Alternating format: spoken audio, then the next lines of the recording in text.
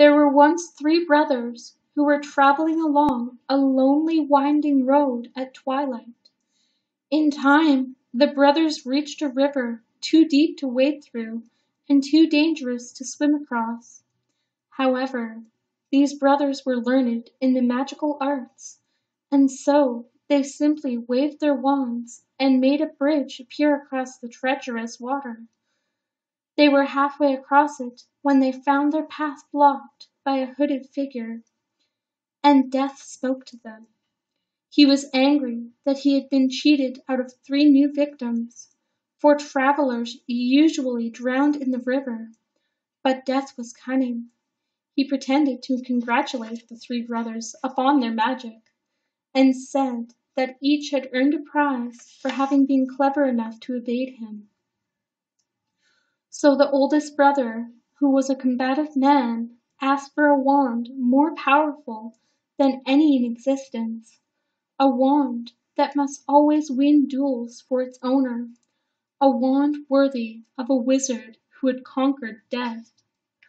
So Death crossed to an elder tree on the banks of the river, fashioned a wand from a branch that hung there, and gave it to the oldest brother.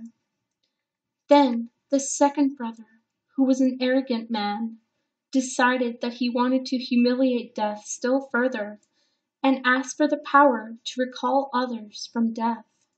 So Death picked up a stone from the river bank and gave it to the second brother, and told him that the stone would have the power to bring back the dead. And then Death asked the third and youngest brother what he would like. The youngest brother was the humblest and also the wisest of the brothers, and he did not trust Death. So he asked for something that would enable him to go forth from that place without being followed by Death. And Death most unwillingly handed over his own cloak of invisibility. Then Death stood aside and allowed the three brothers to continue on their way, and they did so, taking with wonder of the adventure they had had, and admiring Death's gifts. In due course, the brothers separated, each for his own destination. The first brother traveled on for a week or more, and reaching a distant village, he sought out a fellow wizard with whom he had a quarrel. Naturally, with the elder wand as his weapon, he could not fail to win the duel that followed. Leaving his enemy dead upon the floor, the oldest brother proceeded to an inn, where he boasted loudly of the powerful wand he had snatched from Death himself, and how it had made him invincible. That very night, another wizard crept upon the oldest brother as he lay, wine-sodden, upon his bed. The thief took the wand, and, for good measure, slit the oldest brother's throat. And so Death took the first brother for his own. Meanwhile, the second brother journeyed to his own home, where he lived alone. Here he took out the stone that had the power to recall the dead, and turned it thrice in his hand.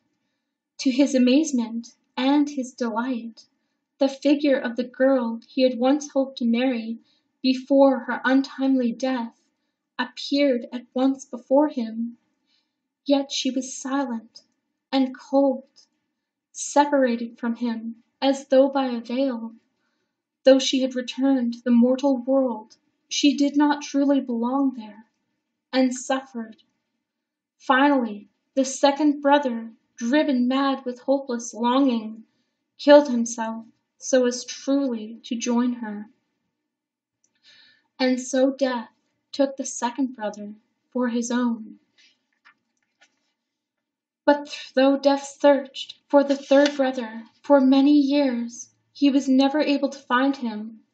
It was only when he had attained a great age that the youngest brother finally took off the cloak of invisibility and gave it to his son. And then he greeted Death as an old friend, and went with him gladly, and, equals, they departed this life.